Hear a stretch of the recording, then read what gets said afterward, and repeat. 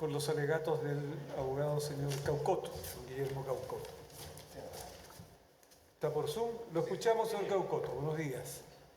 Hola, buenos días. Excelentísimos señores, buenos días, distinguidos contradictores. Doy comienzo a estas alegaciones en lo que es el último alegato y el último acto que en tribunales chilenos se conocerá sobre la suerte de Víctor Jara y Litre Quiroga. Y la verdad es que tengo que partir felicitando a mis distinguidos colegas contradictores porque han hecho un estupendo trabajo y yo hoy día tengo indudablemente que criticar, esperando que el excelentísimo tribunal me encuentre la razón.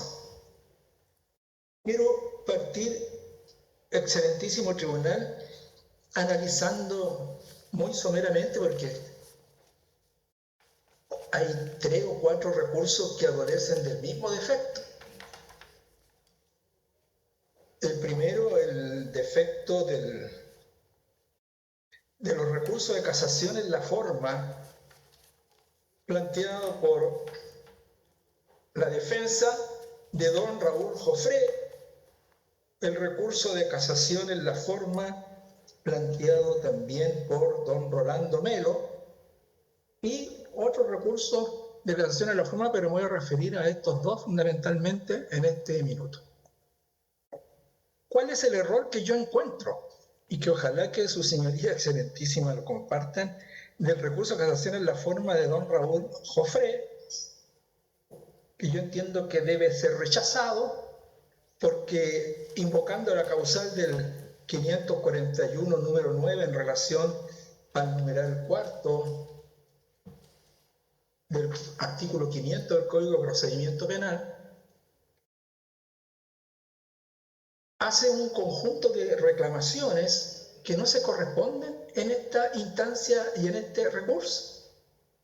La única exigencia que hace el 541 número 9, y esto ya es jurisprudencia reiterada en esta instancia, Tribunal Excelentísimo, es que el recurso contenga las consideraciones en cuya virtud se dan por probado o no probados los hechos y los que se aleguen en su descargo, ya sea para eximir o atenuar su responsabilidad. Eso es lo que pide. Esa es la exigencia legal.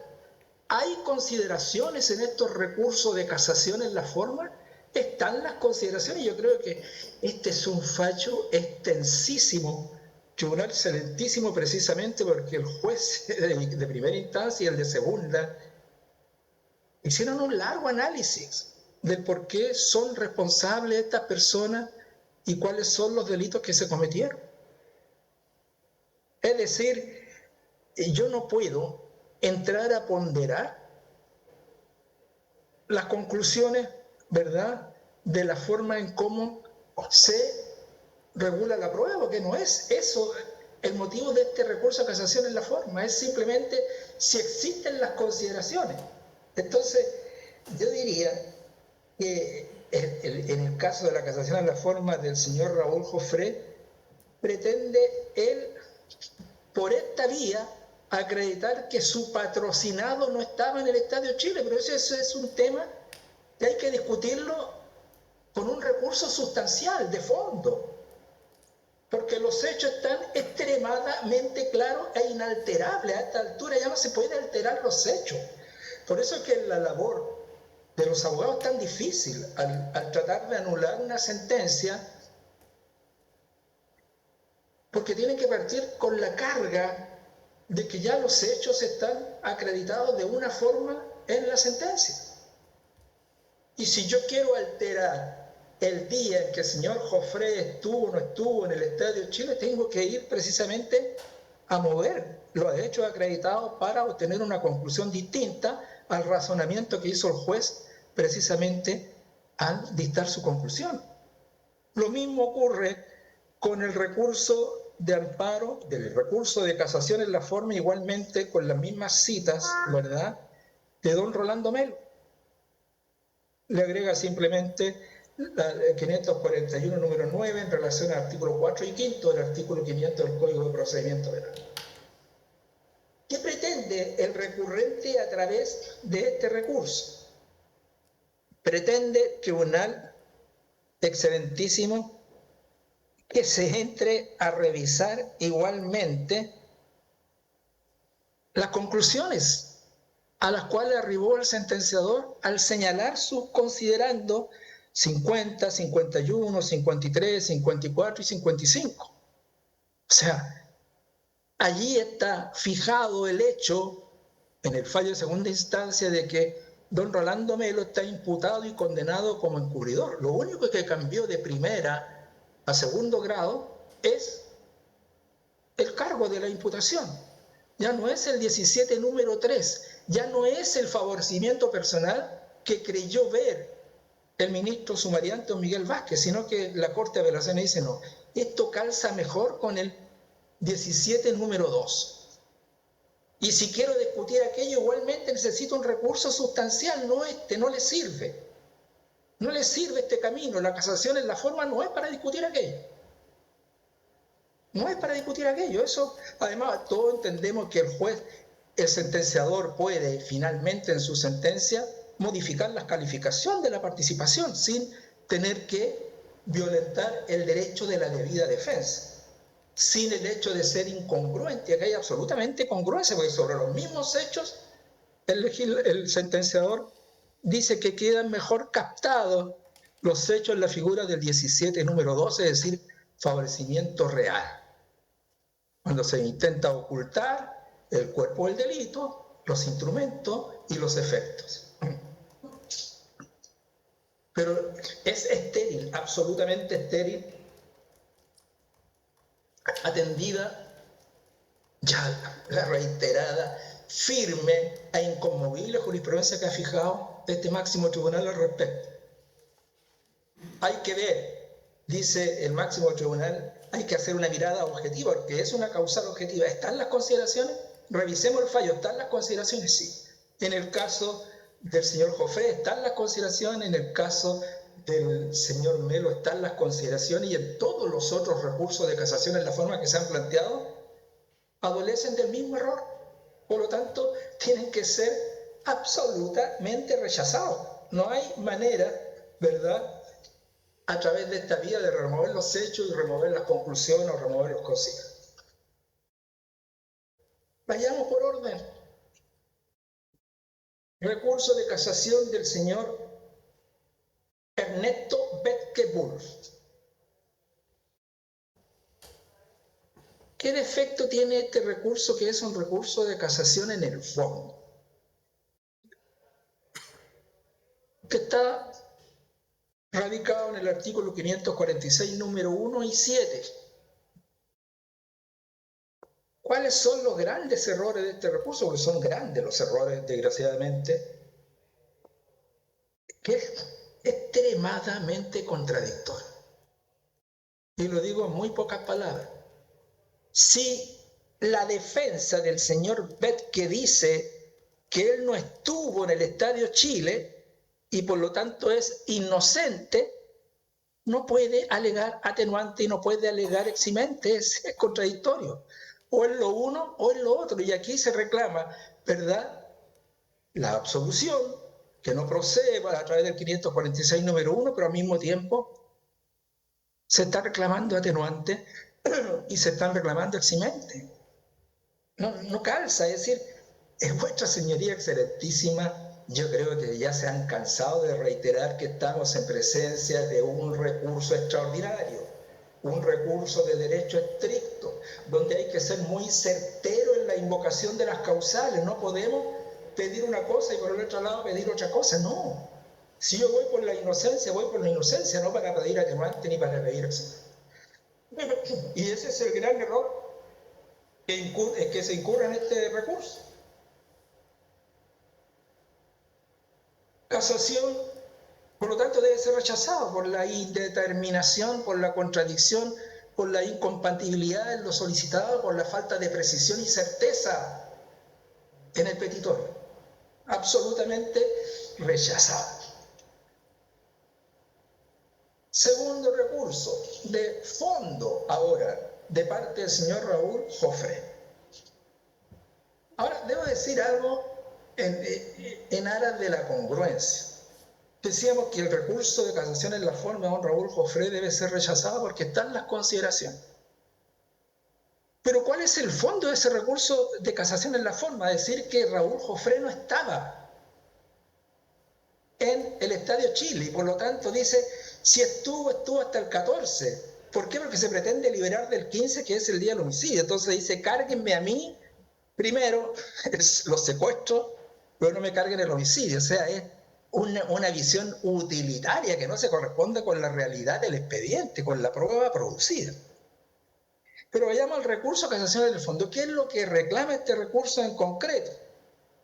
Lo sitúa en la causal del 546, número 2 del Código de Procedimiento Penal, es decir, que la sentencia hace una calificación errónea del delito y en virtud de ese error en la calificación aplica las penas. Vayamos al tema del fondo entonces. ¿Qué es lo que pide la defensa del señor Jofré?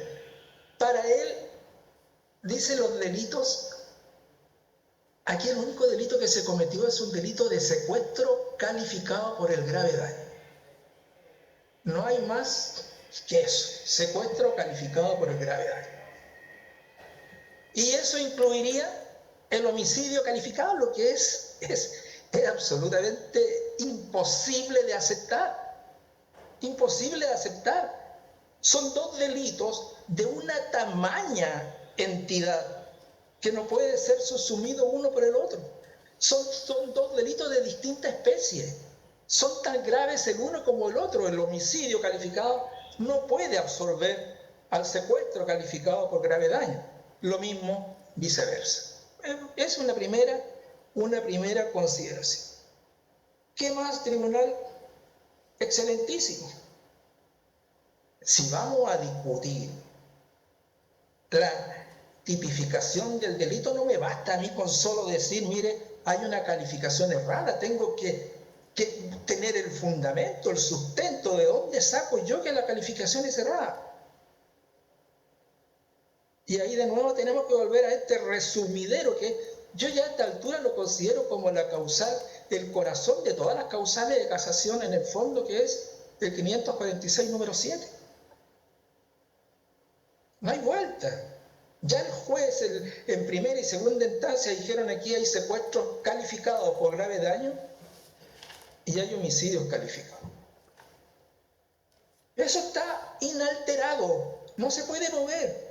De la lectura de los hechos acreditados, el juez dijo, así es la calificación. Entonces, si yo quiero discutir aquello, tengo que discutir los hechos, entonces.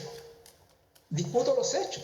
Pero no puedo llegar a una conclusión como la que se lee en el recurso al cual me estoy refiriendo, en que dice lo siguiente, en textual dice, que el resultado muerte en el contexto de un secuestro será normalmente sancionado como secuestro calificado por grave daño. Así tal cual está escrito, hasta yo podría asumirlo. Tribunal Excelente. Dice, vuelvo a repetir, que el resultado muerte en el contexto de un secuestro será normalmente sancionado como secuestro calificado por grave daño. ¿Sabe cuál es el problema? Que aquí no hay un resultado muerte. Aquí Víctor Jara y Litre Quiroga no se murieron en el sueño, no se fueron en el sueño por estar secuestrados en el Estadio Chile. Que esa es la situación en la cual calzaría aquello que dice el colega. No, aquí hay un secuestro calificado porque fueron bárbaros, porque fueron brutales, porque cometieron tal grado de tropelías y torturas en contra de Víctor Jara y en contra de Litre Quiroga, que eso es lo que califica precisamente el secuestro, la privación ilegítima de libertad. Eso es. No se fueron en el sueño, no se murieron de muerte natural. Los asesinaron. 44 balazos y 23 balazos. Eso no es, entonces, la muerte como resultado del secuestro. No, nada que ver. Aquí son dos delitos distintos y dos delitos que no pueden, ¿verdad?, ser absorbidos uno por el otro, subsumido el uno por el otro. De manera que este recurso tiene que ser rechazado, la casación en el fondo. No hay vuelta. Vayamos al otro recurso de casación. Casación por el señor Nelson Hasse Massey. Bueno,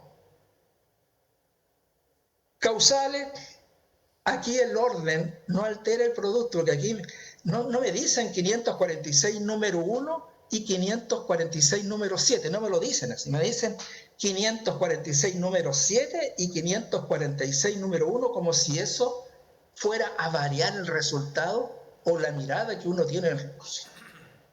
Y no cambia. No cambia. ¿Qué quiero decir? Primero, que yo le encuentro razón a mi contradictor cuando dice, mire, que hay que remover la prueba, hay que remover los hechos. Entonces se va precisamente para remover los hechos por la vía de vulneración de las leyes reguladoras de la prueba. Ahí le encuentro toda la razón, que es lo que he venido diciendo. Si yo quiero remover los hechos, tengo que ir por la causal del 546 número 7 invariablemente. Pero ¿cuál es el problema? ¿Cuál es el defecto que tiene, que al mismo tiempo invoca el 546 número 1? Y llegan a ser incompatibles, llegan a ser falto de armonía las dos causales. ¿Por qué? Lo voy a decir, tribunal excelentísimo, con las palabras de este mismo tribunal. Fallo Operación Colombo, víctima Arrael Retamal Briceño, rol 94853-20, del 5 de julio, o sea, es un fallo fresquito, es un fallo reciente. ¿Qué dice el máximo tribunal? Dice, la referida causal número 1 tampoco es armónica con la causal del número 7 del artículo 546, porque como se dijo, aquella, la causal número 1, supone aceptar que el encartado debe ser condenado por el delito que ha considerado el fallo, pero solo se postula un error en la determinación de la pena aplicable, que ya sabemos. Si yo recurro al 546 número 1 es porque estoy aceptando lo que dice el 546 número 1. Lo que dice el 546 número 1 dice que aunque la sentencia califique el delito con arreglo a la ley, imponga al delincuente. ¿Quién es el delincuente? Es el culpable del delito, no es un inocente. ¿A quién más? Dice, ya sea determinar la participación que ha cabido al condenado. Habla de dos sujetos identificados dentro de la norma, que son el condenado y el delincuente. Entonces ya parte este recurso colocando al señor Hasse como un delincuente y como un condenado, y acepta la calificación del delito que le ha dado la sentencia. ¿Y qué pretende al remover los hechos a través de la ley reguladora de la prueba? Pretende luchar por la inocencia. O sea, él dice, mire, hay tanta prueba, y ayer no hablaba, pero una enormidad de... Ya nos vamos a referir a esa prueba también, algún comentario vamos a hacer.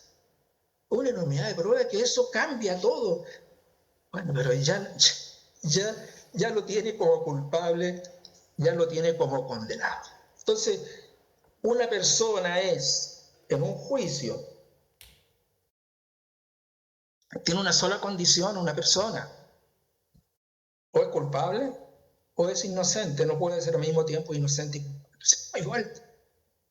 No hay vuelta. O sea, se consumió en la confusión este recurso. No hay vuelta. No puedo entonces invocar pidiendo por un culpable y un condenado a quien lo considero como tal, después pedir la inocencia de ese condenado diciendo que hay una vulneración de la ley reguladora.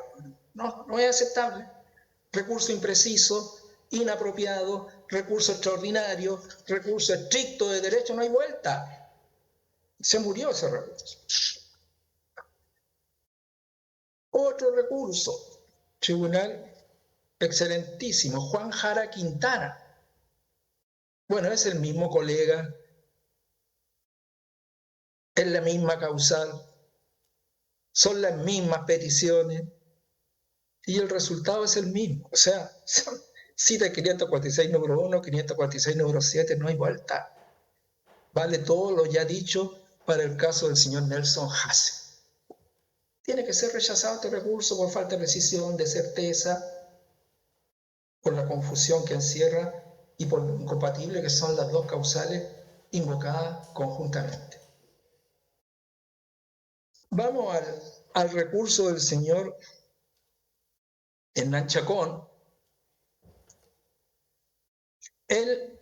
Esta casación en el fondo plantea una sola causal, que yo creo que con esta causal sí se pueden conseguir cosas. Dice, causal de casación el 546 número 7, vulneración de las leyes reguladoras de la prueba.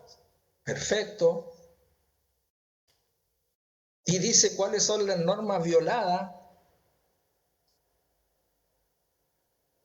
Y las normas violadas, ninguna es ley reguladora de la prueba. Entonces, ¿en qué quedamos?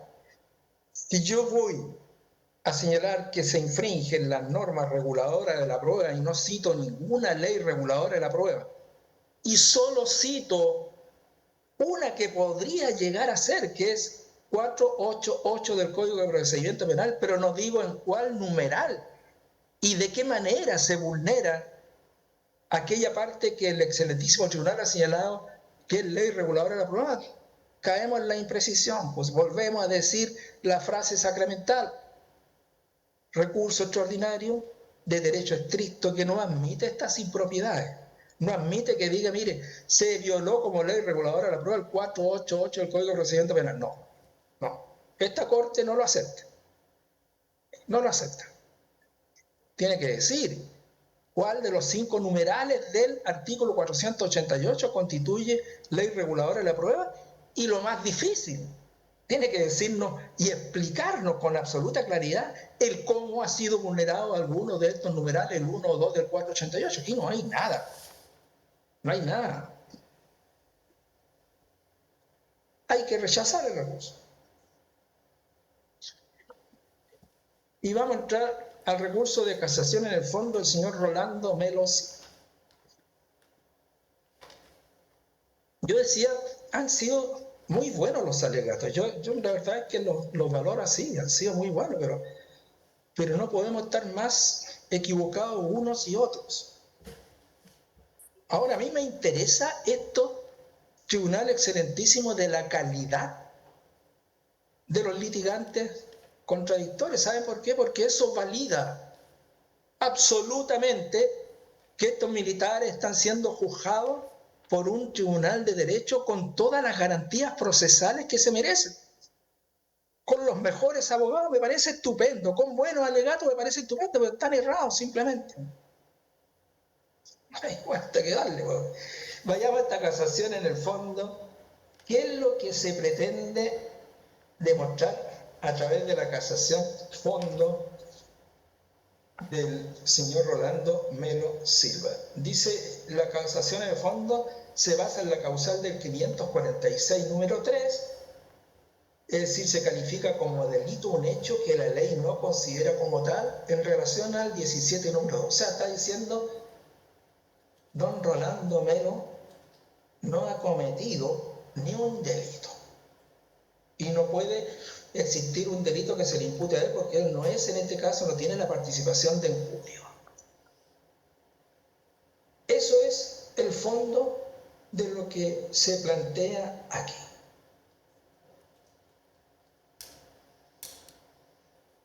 Mire, yo voy a hacer un alcance aquí, que es un alcance de hecho, que conviene para tener en cuenta lo que fue la participación del señor Rolando Melo. Fíjense que don Rolando Melo fue el fiscal militar que tramitó el tanquetazo. Él tramitó el tanquetazo. Él lo tramitó.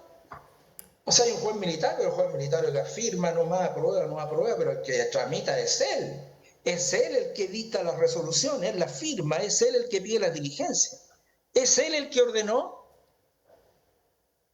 que estos delincuentes sediciosos que intentaron dar un golpe de Estado se fueran presos? Y digo esto porque no puede ser indiferente lo que pasó. El señor Rolando Melo llega el día 13 de septiembre del 73 al Estadio Chile.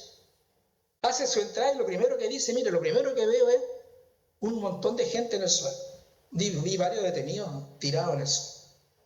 Ya llamativo, un fiscal militar, un hombre de derecho, que ve a unos sujetos tendidos en un suelo que le llamaban Siberia, además, esa zona, porque era una baldosa heladísima.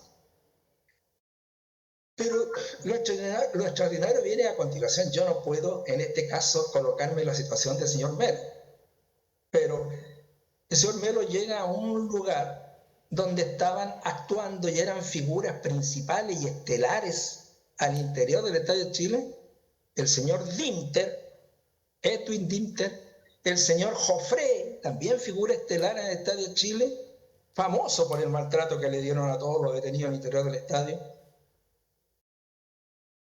Y el otro señor era el coronel Super. Dinter ve a Melo y Dinter se cruza con él y Dinter cree que lo viene a notificar de su libertad, porque eso deja en entredicho al propio fiscal. Oiga, estos sujetos, Joffre, Super y Dinter, tenían que estar encarcelados en ese minuto, tenían que estar presos. Y el fiscal que tenía que dar la orden estaba ahí mismo y pasa por alto eso. Gravísimo, pues. ¿Sabe por qué es gravísimo? Por lo que pasó.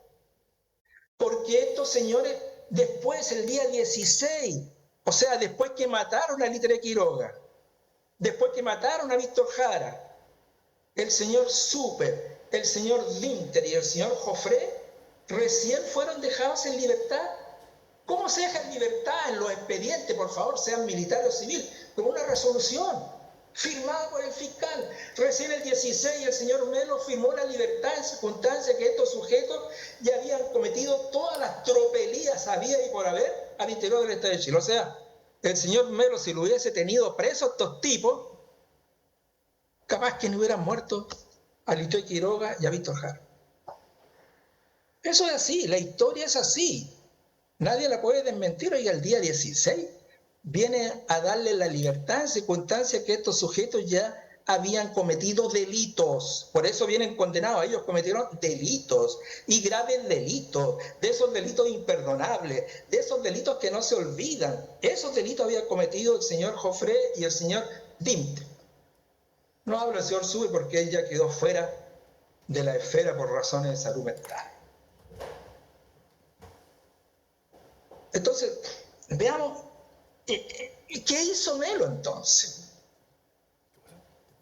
Y el recurso dice que Melo no hizo nada. Uno, dice el fiscal Melo, no tenía obligación jurídica de actuar de acuerdo a la normativa de la época, de excepción de la época, que estaba impedido de obrar de oficio el señor Melo, que los detenidos del Estadio Chile lo estaban por estado de sitio. Dicen que no tenía facultad para iniciar proceso, que no tenía facultad para ordenar la libertad de nadie, que no tenía que las detenciones fueron de público conocimiento, que los homicidios también fueron un hecho conocido, ya descubierto, de manera que si fueron conocidos y descubiertos los secuestros y el homicidio, ya no hay encubrimiento. Mire, eso es lo que dice el recurso. Y ya está apostillado con lo que le dije respecto de lo que hizo Melo. Oiga, pero Melo no va de paseo al Estadio Chile. Melo va como autoridad judicial. Él dice que recibió una orden del general Brady, que era el juez militar. Hecho el careo, Brady le dice, yo nunca he mandado a este caballero al Estadio Chile y nunca lo he mandado a interrogar. Melo dice, mire, yo no me acuerdo a quién interrogué, pero sin embargo un actuario dice interrogó a Litre Quiroga. Oiga, día 13 de septiembre, Litre Quiroga literalmente era una bolsa. Litre Quiroga ya iba camino a la muerte con los golpes que le habían dado los militares a mansalva y cobardemente. Y bueno, y ahí lo interroga y no se dio cuenta de que estaba torturado, lesionado. Yo no sé si podía hablar Litre Quiroga. No sé si hizo declaraciones Litre Quiroga. El tema es que el señor Melo tomó declaraciones a 6 o 7 personas, se retiró del Estadio Chile y nadie sabe dónde están esas declaraciones. Y nadie sabe qué declararon. Y nadie sabe dónde dejó ese expediente. Y él mismo dice, 20 días después recibí una orden de iniciar sumario, de abrir sumario. Y yo lo abrí. Y al poco tiempo después sobreseyó la causa. Y eso fue confirmado por el juez militar. Y nunca nadie ha sabido más de la causa. Y no se sabe por qué interrogó a esta gente. ¿Cuál es el delito? ¿Qué dijeron? ¿Cuáles eran los cargos? Nadie sabe. ¿Qué le imputa la sentencia? Oiga, no hizo nada, po. Nada. Entonces ahí el recurso en algún minuto, en casación forma el recurso dice que la Corte de Apelaciones le agrega otro cargo más al señor Melo. ¿Cuál es? El disimular los rastros y huellas del delito. Mire lo que le agrega la Corte de Apelaciones a todo, que no hizo denuncia, que no informó a su jefe, que no tomó medidas, que no hizo nada, en el fondo lo que le estaba contando recién, pero la Corte de Apelaciones acertadamente le dice, además disimuló las huellas y los rastros. Y la defensa de Melo dice, aquí está la mía. Hay una tremenda contradicción en decir que no hizo nada y el disimular, porque disimular es una conducta activa y el no hizo nada es pasiva, por lo tanto se contradicen los considerandos y se destruyen y se acaban. Está equivocada. ¿Qué es disimular? Es ocultar con habilidad, es lo mismo, es ocultar. ¿Qué es lo que hace? ¿Qué hace Melo? Llega al Estadio Chile y disimula como que no pasó nada, como que no vio nada, como que no ha sabido nada. A él le mandan la autopsia. Y yo hasta por ahí podría creer de que Melo dice, yo no tenía ningún interés. No. El médico que hizo la autopsia dice, esta autopsia se la mandamos al señor Melo, a la segunda Fiscalía Militar, porque él estaba muy interesado en este caso. ¿En el caso de quién? De Víctor Jara, estaba muy interesado. Y ahora nos dicen que ni supo que se había muerto, no supo qué le pasó, que no recibió... No se puede aceptar, tribunal excelentísimo, ¿verdad? Aquel planteamiento. Y quiero decir algo que, porque yo creo que varias defensas incurren en el mismo error.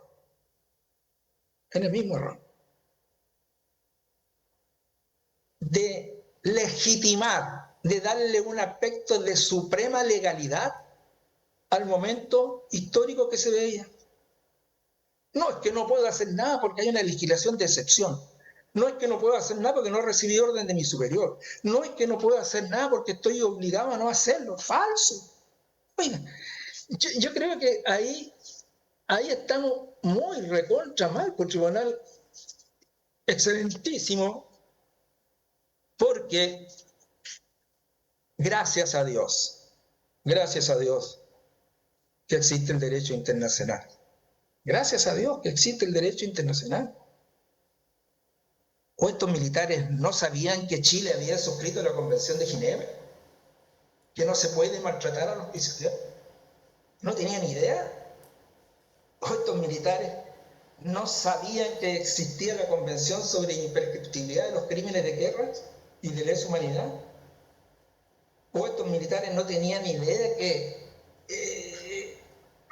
que los principios de derecho internacional que emergieron de los tribunales de Nuremberg, viene toda esta enseñanza, estaban contenidos en resoluciones que el Estado de Chile aceptó y acogió. La primera resolución es de la 95, ¿verdad? Guión primero, del 11 de diciembre del 46. Esa recoge los principios del Tribunal de Nuremberg. Todo está en relación a la protección de los prisioneros. Si me están diciendo que la legislación del tiempo, que aquí, que allá de emergencia, bueno, se dictó estado de guerra. ¿Qué significa? Que los que estaban en el Estadio Chile no solo fueron víctimas de asesinato. En la nomenclatura internacional es crimen de doble dimensión. Son crímenes de guerra y además crímenes de lesa humanidad. Y fíjense que desde el año 46 hasta el año 73 y hasta hoy día sigue, todos los años se renueva una declaración que realiza la Asamblea General de las Naciones Unidas. Oiga, es impresionante. Yo investigué este tema hasta el 73, por supuesto. Impresionante. Hay una resolución que probablemente vuestras señorías conocen, pero dice, la última, digamos que la dictaron 2 meses después de los homicidios, los secuestros y los crímenes cometidos en el Estado de Chile, es la 3074, pero como digo, todas repiten lo mismo. ¿Qué es lo que dicen? Se llaman principios de cooperación internacional en la identificación, en la detención, en la extradición y el castigo de los culpables de crímenes de guerra y de lesa humanidad. Cuando a mí me dicen que no existían los crímenes de lesa humanidad, que aquí no se reconocen, oiga, es desconocer el derecho internacional. Esta resolución fue suscrita también por el Estado de Chile con Pinochet a la cabeza, pues. O sea, me van a decir que el fiscal militar podía hacer caso omiso a esta normativa que obliga al Estado de Chile a castigar, a investigar, a detener, a extraditar a los criminales de guerra y lesa humanidad. No, eso es ignorancia supina. El fiscal militar sabía que estaba obligado porque él es un funcionario público del Estado de Chile. Él en esta circunstancia es el Estado de Chile en ese minuto. Y sabía que tenía esta obligación de esta resolución 3074 del 3 de diciembre de 73.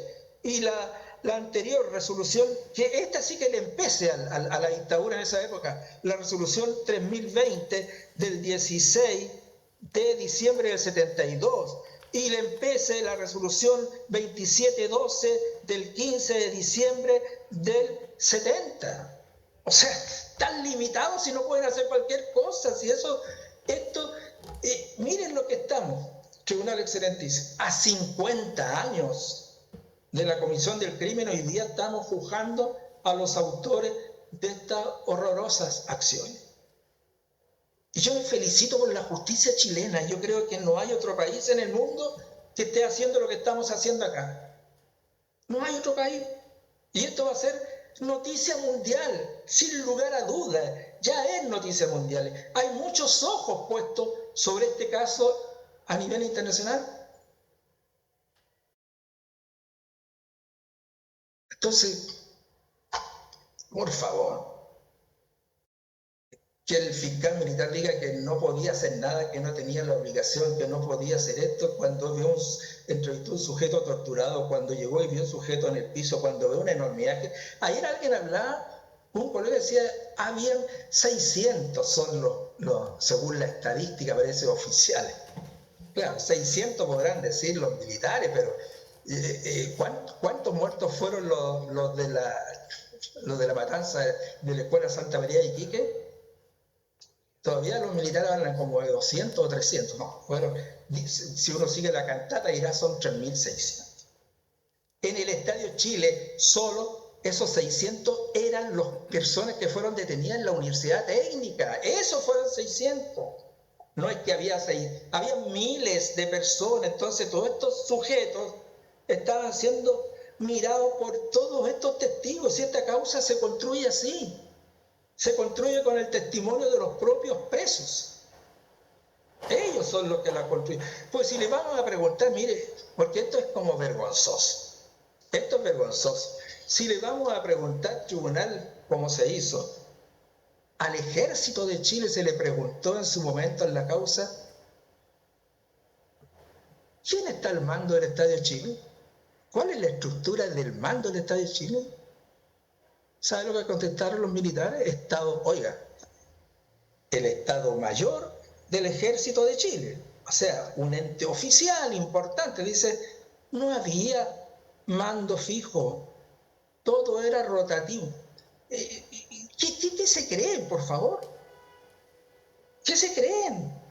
Si el señor Mario Manrique estuvo abriendo el Estadio Chile como jefe y estuvo cerrando el Estadio Chile como jefe. Entonces ayer se hacía mucha mención, aquí hay instrumentos públicos que tienen que ser respetados por lo que significan, que se violan las normas que establece, que los instrumentos públicos son inalterables, no se puede, falso. ¿Qué es lo que es esa información que entregó el Estado Mayor del Ejército de Chile diciendo que no había un mando fijo, sino que todo era rotativo? ¿Para qué lo decía? Para no tener a nadie como responsable.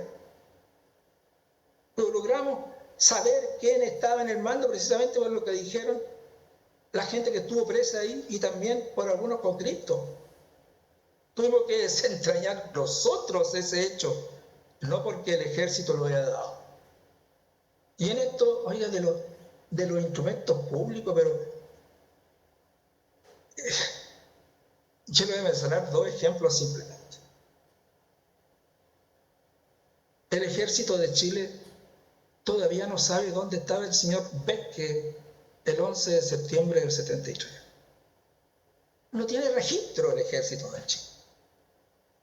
¿Puede ser aceptable aquello que no supieran dónde estuvo, qué función cumplió, en qué parte estaba funcionando este caballero? ¿Puede ser creíble esta defensa de que este caballero estaba poco menos que inválido, operado a la columna, si este caballero se mandó a hacer un peritaje particular? Él mismo tuvo que pagar un peritaje.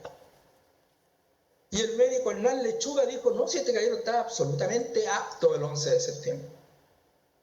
Si no le creen al perito, vayamos entonces, ¿qué es lo que dice el servicio médico legal? Estaba apto para el 11 de septiembre. Entonces digo, si vamos a respetar o a tratar de respetar lo que dicen los instrumentos públicos, oiga, respetémoslos todos, po. Incluso estos que son absolutamente contradictorios, porque ese recurso del señor Beck que decía que tienen certificados médicos de licencia. No, yo lo contradigo a través de esta información. Además, dice la hoja de vida del señor Beck de que él estaba trabajando, estaba destinado al regimiento Maipo de Valparaíso. Y que dice un mayor del regimiento Maipo de Valparaíso, yo no lo conozco, nunca estuvo aquí, no era parte de la planta. ¿A quién le creemos? ¿A este mayor que tenía mando al interior del regimiento Maipo o le creemos a la hoja de vida que nos manda el ejército? Hay una absoluta suspicacia, oiga, y falta de credibilidad de lo que informan estas hojas de vida, oiga, que son, son sospechosas simplemente. Tribunal excelentísimo.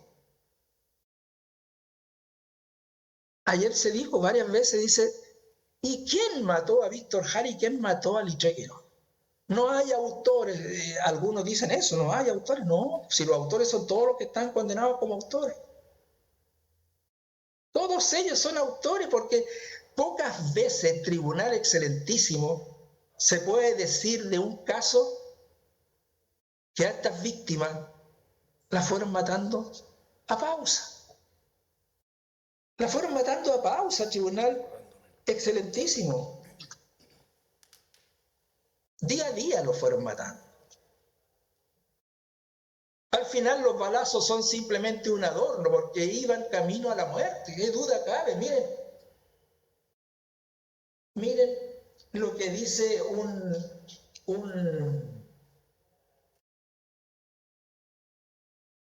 conscripto. Un conscripto de apellido Báez, Gustavo Báez, si no me equivoco, ya voy a encontrar la cita, dice, todos en el Estadio Chile sabíamos que Víctor Jara y Litre Quiroga iban a salir muertos. O sea, es una suerte de premonición que hace un conscripto. Es una premonición. Y les pegaban todos los días y nadie hizo nada para detener la golpiza, nadie. Yo nunca vi que alguien dijera, un oficial, porque aquí hay que hacer verdad esto. Los únicos que golpearon, que maltrataron, que interrogaron, que torturaron y que mataron fueron los oficiales.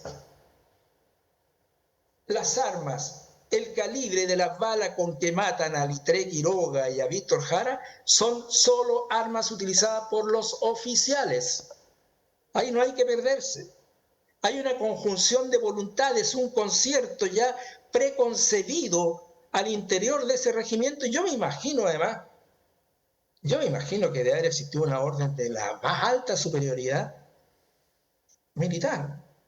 O sea, si Pinochet el día anterior o 2 días anterior había dicho a este fulano, refiriéndose a Allende, métanlo en un avión y el avión se cae a mitad de camino. O sea, el mensaje es claro.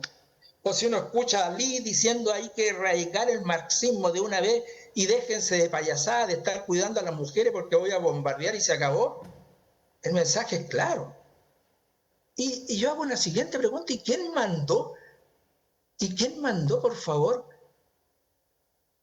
a Jofré, a Dinter y a Super al Estadio Chile? ¿Quién los mandó? Ya sabemos que estuvieron ilegalmente ahí, pero ¿quién los mandó?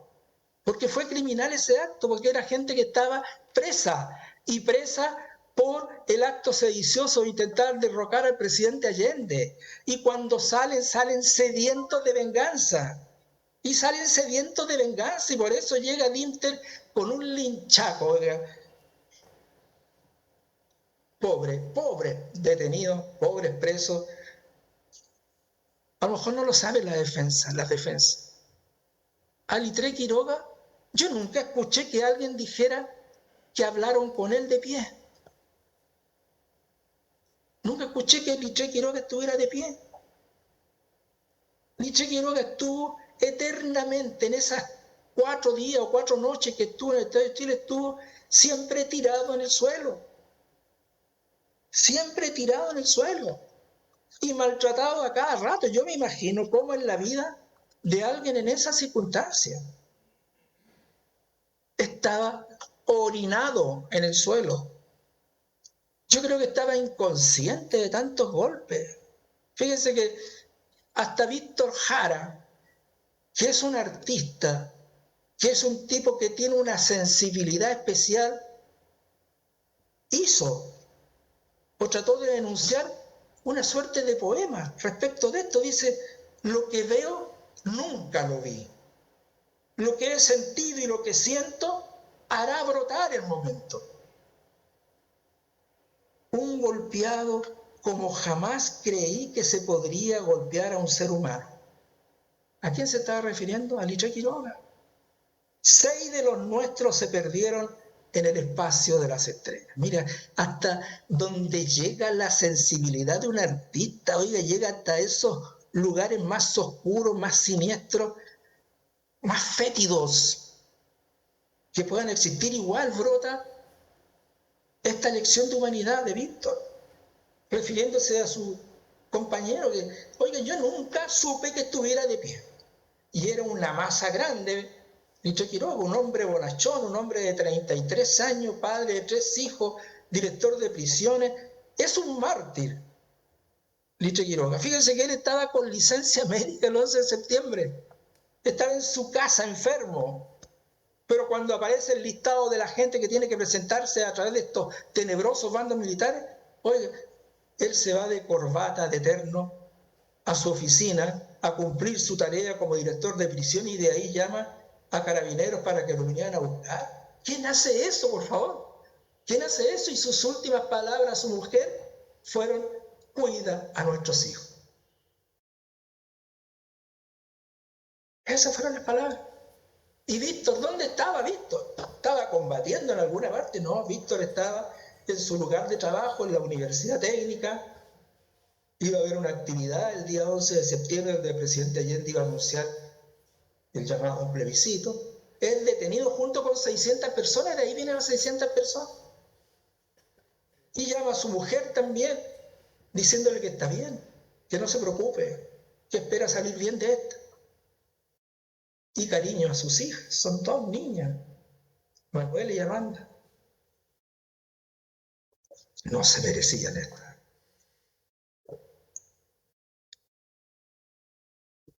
No se merecían lo que les pasó. Y los cadáveres hablan, pues. Litre tiene 47 fracturas óseas. 47 fracturas óseas. Uno de repente se complica porque se fracturó un tobillo o porque se fracturó el hueso nasal. 47 fracturas. Litre Quiroga tiene 23 balazos de armas solo disparadas por los oficiales. Víctor Jara, 44 balazos, por favor. Veamos la historia de Chile, la historia criminal de Chile, si hay alguien que tenga 44 balazos en el cuerpo. ¿Qué manera? ¿Qué forma? Cuando se habla de crimen de odio, este es el crimen de odio por naturaleza. Y tienen 56 fracturas óseas. O sea, no hay parte en el cuerpo que no haya tenido una fractura, Víctor Jara. Y esto no son la nueva criminalidad, esta que viene probablemente de afuera, de que acribillan. Pero yo creo que nunca han llegado a 44 balazos, a 23 balazos como fue al Ichaquito. Está comprobado de que los matan. Ahí pusieron de pie a Litre. Lo pusieron de pie para pegarle 3 balazos en la cara. Cae, hincado, y ahí le disparan no uno, sino que son muchos los que participan. Todos estos oficiales, yo entiendo que participaron. Víctor Jara lo mismo, un balazo en la nuca. Siempre se ha hablado de que estuvieron jugando la ruleta rusa con Víctor y pareciera ser que esa es la versión concreta. Un balazo en la nuca, cae al suelo, boca arriba, y lo acribillan. Oiga, con ese primer balazo bastaba para matarlo. Lo otro es lo que yo digo, la odiosidad. ¿Y por qué tanto odio contenido en fuerzas profesionales como son los militares? Lo que ha quedado en el expediente es que a Litre Quiroga lo acusaban los militares de haber torturado al general Vió cuando el general Vió cayó preso por sus actitudes sediciosas. ¡Qué absurdo, por favor! ¡Qué absurdo! ¡Qué mentira más grande! Pero es el resumidero del odio, simplemente. ¿Y a Víctor por qué? Porque Víctor era un símbolo, pues. Era el símbolo que estaba detrás del gobierno popular del presidente Allende. Porque Víctor es el ícono musical, cultural. Fíjense que han pasado 50 años. Y cuando cree que mataron a Víctor Jara, Víctor está vivo en todo el mundo. En la juventud chilena de hoy. Fue terrible, tribunal, excelentísimo. Fue terrible, fue espantoso, imperdonable. ¿Y por qué les digo yo que están los oficiales involucrados? Miren, simplemente un breve repaso. Primero, respecto del maltrato, viene de los oficiales. Es cosa de releer este expediente. José Benito García vio cómo golpeaban los oficiales con puntapié en el sector de Camarines a los detenidos. Juan Salgado vio cómo los oficiales le disparan en la nuca a un detenido. Este detenido ustedes no conocen, lo deben haber visto, este detenido que sale en la foto, que está en La Moneda emplazando una ametralladora. Un joven, pelo largo, porque aquí dice es el joven que lo acusaban de francotirador y había salido en la portada de diario. O sea, imagínense, estos tipos se creyeron Dios, dueño de la vida de todo, en vez de detenerlo, juzgarlo, condenarlo, si es que hizo algo malo. Pero no, primero le daban un balazo en la nuca. ¿Cuánta gente mataron acá? Alberto Llorens, el teniente del Valle, está muerto, saltaba sobre Litre Quiroga, que Litre Quiroga, oiga, manso. Ni Víctor ni Litre tuvieron la capacidad para resistirse a la violencia impetrada en contra de ellos. Pablo Moreno, Víctor Jara estaba en el suelo rodeado por oficiales de boina granate, entre ellos el coronel Super que participó en el tanquetazo. Todos estos oficiales estaban maltratando físicamente a Víctor Jara. Y aquí quiero un pequeño paréntesis. A veces hay indicios que nos llevan a una conclusión concreta. Boina granate, habían 3 con boina granate: Super, Dinter y Joffre. Y fueron identificados por eso, no hay vuelta que darle. Por ahí trataron de... Ayer escuché a un colega diciendo que la boina granate se instauró en octubre o diciembre del 73, o sea, después, no. Es cosa de leer lo que dice el señor Mario Manrique, que dice: me llegaron 3 oficiales de refuerzo desde el regimiento blindado número 2 que portaban boina granate. Y ellos fueron, ¿quiénes? Su Estado Mayor. Ellos fueron los asesores directos del mando: Super, Dinter y Joffre. Y además dice Mario Manrique, el jefe del Estado de Chile, dice: uno de esos sujetos, estilo germánico, ruso, alto, atlético, andaba con un linchaco más. Entonces uno dice: oiga, si este caballero que es el jefe sabía que estaban pasando estas tropelías y no hace nada para impedir, porque aquí nadie impidió la golpiza, porque aquí no hubo y no va a existir tampoco, como lo dice el reglamento del ejército, un militar que cultive un acendrado espíritu acerca de la veracidad, de la verdad, que sea amigo, que alimente la verdad, porque aquí todos mintieron. Oigan, hay uno que dice que no estuvo, hay otro también, el señor Hasse no estuvo, el señor Vesque dice que no estuvo, el señor Joffre dice que estuvo hasta el 14 para librarse del 15, que cuando matan a Víctor, el señor Dinter dice que él estuvo el 12 y el 13 cuando fue visto hasta el final. No sé qué más, pero estaban todos ahí. Este acendrado espíritu y servicio a la verdad parece que no ha surtido ningún efecto de acuerdo al reglamento. Bueno, pero yo le podría seguir nombrando cómo fueron matando a golpe, porque yo digo, nos mataron a pausa, sin tregua, día a día. Los balazos, digo yo, fueron un adorno. Pero ¿a quién nombran aquí dentro del expediente? Porque hay un silencio estampa, y yo los comprendo, ¿ah? Fíjense que yo comprendo a cualquiera de estas personas que estuvo detrás de la muerte de Víctor Jara, porque si Víctor Jara hoy día tiene la fuerza que tiene a nivel mundial, imagínense lo que significa para uno de estos oficiales reconocer de que él mató a Víctor Jara. Es un estigma que no lo borra ni generacionalmente. No lo van a borrar. Ni generacionalmente, van a pasar las generaciones, va a seguir creciendo la figura de Víctor. Va a seguir remontándose en los tiempos también el ciudadano probo, honesto, ¿verdad? Como lo fue Litre Quiroga, sigue creciendo esa figura. Y lo van a saber nuestros hijos también, nuestros nietos también.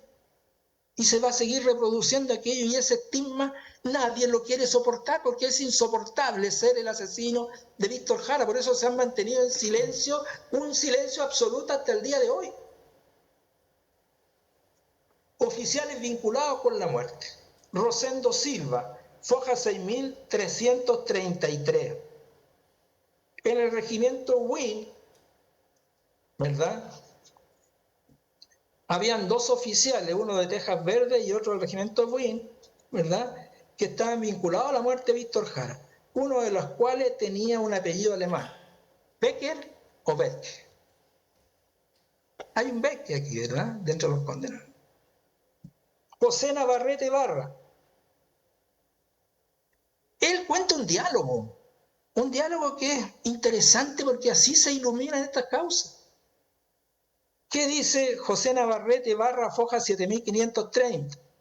Dice: el año 78 yo era conscripto en el regimiento Azapa de Arica, y que en la segunda compañía de ingenieros bajo el mando de Pedro Pablo Barrientos. ¿Le suena Pedro Pablo Barrientos?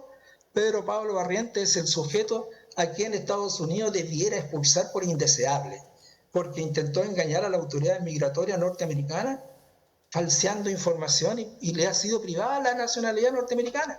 Por lo tanto, yo encuentro que ya está en condiciones. No es un connacional de Estados Unidos el que se está extraditando, es un chileno pillo que se arrancó de la justicia chilena para evitar esta condena. ¿Qué dice este Concristo? Dice, mire, yo era el guardaespaldas de ellos, bueno, ellos a veces cuando se toman sus copitas hablan cosas, y ahí estaba también en la tercera compañía el capitán Jorge Smith, que se murió, Jorge Smith. ¿Cuál es el diálogo? Barriento y Smith en el hospital militar tienen el siguiente diálogo. Barriento le preguntó a Smith, oye, ¿te acuerdas cuando en el Estadio Chile matamos a un artista? Smith le respondió, el comunista conche su madre a quien le pegué unos tiros. Barriento reconoció haberle pegado un tiro en la cabeza a Víctor Jara. Esta misma conversación se repitió tiempo después. Barriento tenía malos tratos con los detenidos y Smith era apodado el loco, era comando y paracaidista. Dice el Concristo, Barriento habría sido quien efectuó los primeros disparos y después Smith lo remató. ¿Hay oficiales implicados? Hay oficiales implicados. Juan Jara Quintana, que viene condenado en esta causa. Juan Jara Quintana dice, afoja 1567, 5564, dice, cuando yo llego al Estadio Chile, el teniente Rodríguez Fulhoger, que está muerto ya, me comentó, al igual que lo hizo también el señor Jofré, me comentaron en momentos distintos de que en el Estadio Chile estaba el cadáver de Víctor Jara, que lo habían tenido que matar. No sé, eso no. Yo creo que a Víctor Jara lo matan el 15, ¿verdad? De manera de que... Pero se mencionan dentro de los oficiales. Gustavo Báez, la persona que hace la frase célebre, dice, los militares sabían que iban a matar a Víctor Jara y Litre Quirós. Los militares sabían ya. Y lo que es más extraordinario, tribunal excelentísimo, es que también lo sabía, porque a veces cuesta entender algunos testimonios, pero aquí hay dos testimonios de que son enfermeros y enfermeros del hospital militar, o sea, no son enfermeros ni puestos por la familia de Jara ni por la familia de Quiroga, son enfermeros del hospital militar. Muy simple, Juan Cabello, Foja 5162. Yo tuve que atender a Víctor Jara porque tenía un golpe en la zona ocular y al día siguiente lo vi y ya no veía nada por ese ojo. No veía nada. Víctor estaba muy golpeado, pero él sabía que lo iban a matar.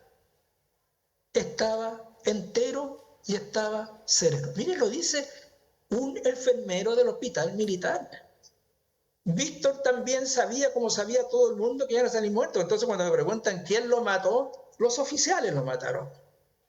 Los oficiales que eran condenados, todos lo mataron. ¿Qué dice?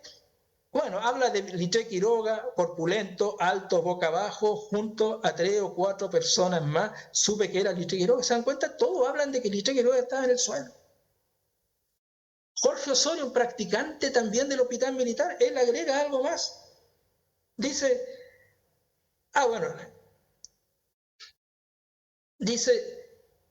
me llevan a Víctor Jara severamente golpeado en los interrogatorios.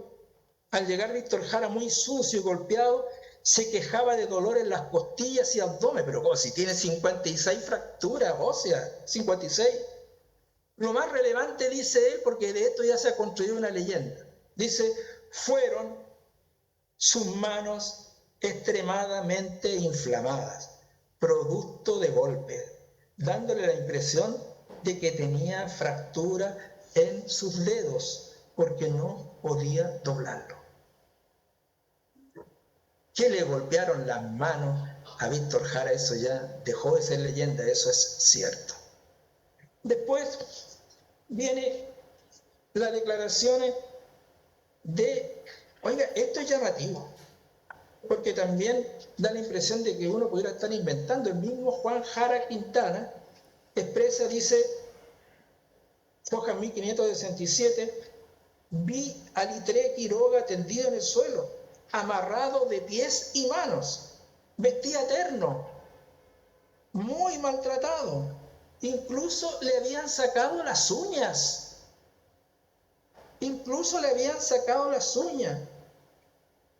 Y le dicen que en ese lugar también estaba Víctor Jara, quien llevaba aproximadamente 2 días muerto. El nivel de crueldad. Este es clave. Danilo Bartolín, ex médico del presidente Allende. Este es clave porque yo le digo, si hay un mando en la unidad, ese mando es el que ordena y ese mando es el que tiene el control y el dominio del hecho que lo va transmitiendo a su oficial.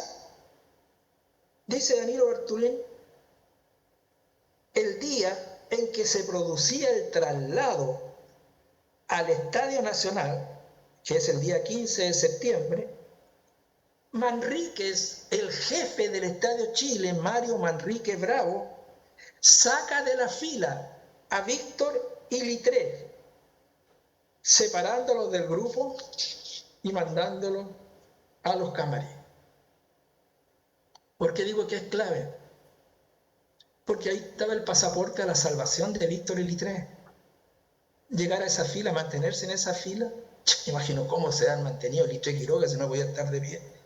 Pero era su salvación, era su pasaje de ida al Estadio Chile, capaz, o al Estadio Nacional, capaz que se hubiera salvado en el Estadio Nacional. No, el jefe del recinto los ve, los saca de la fila y al final se quedaron solo los 3 en los camarines. ¿Quiénes los 3? Jara, Litré Quiroga y Bartolín. A Bartolín lo salvaron, lo sacaron. Los otros 2 no se salvaron. ¿Y por qué digo que es importante? Porque es el jefe del recinto el que pide que lo saque, no sea él. En el preludio de la muerte es el que lo inicia. Él, el que lo inicia. Y de ahí llegan simplemente los balazos. ¿Quién más? Jorge Luis Romero Negrete, foja 6429. Desde él estuvo en el Estadio Chile, con el teniente Juan Jara también, dice, desde abril del 74 a marzo del 75, junto a otros conscriptos, fui enviado al regimiento Buin. Ahí me encontré con 2 oficiales que habían estado en el Estadio Chile, el capitán Juan Aravena y el teniente Luis Betke-Wulf, dan los nombres completos. En una junta de conscriptos del año 2010, escuché de otro conscripto del regimiento Buin y que había estado también en el Estadio Chile, que el teniente Betke junto a otros oficiales golpearon a Jara y después jugaron a la ruleta rusa con él para finalmente matarlo. Después hubo en algún minuto un testigo estrella, que es el conscripto José Adolfo Paredes Márquez. Foja 4370, 4446. Dice, volví a ver a Víctor y Litré en muy mal estado, con hematomas, moretones, agresiones en su rostro. En el lugar estaban Barrientos y Smith de nuevo. Barrientos decidió jugar a la ruleta rusa con Víctor Jara, así que sacó su arma corta, acercándose a este, que estaba de pie, con las manos en la espalda, ya que estaba esposado, haciendo girar la pistola, poniéndosela en la nuca y disparándole, por lo que cayó al suelo. Segunda vez que hablamos de una ruleta rusa.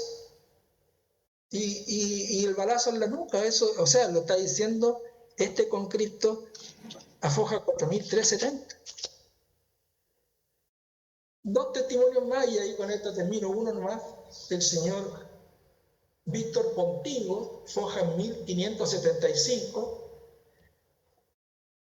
Dice, bueno, yo escuché los baños, los gritos, los lamentos de la gente. Estaban maltratando a unos ciudadanos uruguayos, a Víctor Jara, a los ciudadanos uruguayos como Víctor Jara habían sido muertos a tiro, entendiendo claramente que quienes habían dado muerte a Víctor Jara habían sido los tenientes Rodríguez Fulloge, que es el que ya murió, y el teniente de rasgos anglosajones que había participado en el tanquetazo. Estamos conscientes entonces de que no es cierto de que no hay autores de este delito, hay autores de este delito, todos están vinculados a los oficiales, todos están vinculados a los oficiales. Tribunal excelentísimo, de verdad que es complicado este proceso, muy recontra complicado. Yo creo que en esas horas aciagas, en esas horas dolorosas, yo me estoy colocando, ayer un colega se colocaba en la situación de la familia de los militares, sí, yo creo que también hay que colocarse en la situación. Pero estos militares tuvieron 30 años de asueto, 30 años. Hasta el año 2000 nadie los persiguió, nadie los persiguió. Y ahora se quejan de que van a entrar a cumplir y ya están en una edad avanzada. Bueno, pero eso ya no es culpa ni de los querellantes ni de las víctimas, es culpa de un sistema que propició la impunidad. Eso es así, eso es así. Entonces, a mí me da la impresión de que los hechos están bien investigados, de que era imposible que tuvieran otro destino estas víctimas, que están hermanados, ¿verdad?, porque eran los dos miembros del Partido Comunista, porque los dos sufrieron un martirologio impresionante. Yo me quisiera poner en el papel de Quiché Quiroga tendido en el suelo, pensando en su familia y recibiendo todos los golpes que recibió. O me quiero imaginar en el papel de Víctor Jara, que era un botín de guerra. Un botín de guerra. Esto que hicieron los militares no está permitido y nunca va a estar permitido. Y este fallo que se dicte, que va a ser un fallo histórico, si todos los intervinientes en esta causa somos parte de un jirón de esa historia. Una historia que va a permanecer por años y años, nosotros vamos a desaparecer. Pero va a quedar ese jirón de la historia donde va a decir que nuestro país hizo justicia a dos personas después de 50 años de ocurridos los hechos, y eso nos debe enorgullecer. Nos debe enorgullecer en la construcción de una patria que sea, no una patria que sea amigable, que sea amistosa, una patria donde nos reencontremos como personas, como seres humanos, que el derecho internacional no nos pone en confrontación unos a otros. Yo escucho que unos constituyentes quieren rebajar el nivel del derecho internacional, de los tratados internacionales, pero eso es ignorancia pura, porque ese derecho internacional también nos va a proteger el día de mañana, cualquiera sea la dictadura y cualquiera sea el color de esa dictadura, porque ese derecho internacional es el que nos impregna a nosotros de la imprescriptibilidad y de la necesidad de hacer justicia como se va a hacer en este caso. Doy por terminado mis alegatos, tribunal excelentísimo, solicitando se rechacen todos los recursos de casación que se han formulado. Muchas gracias. Bueno, terminada la vista de los recursos, la causa queda en estado de acuerdo. Muchas gracias.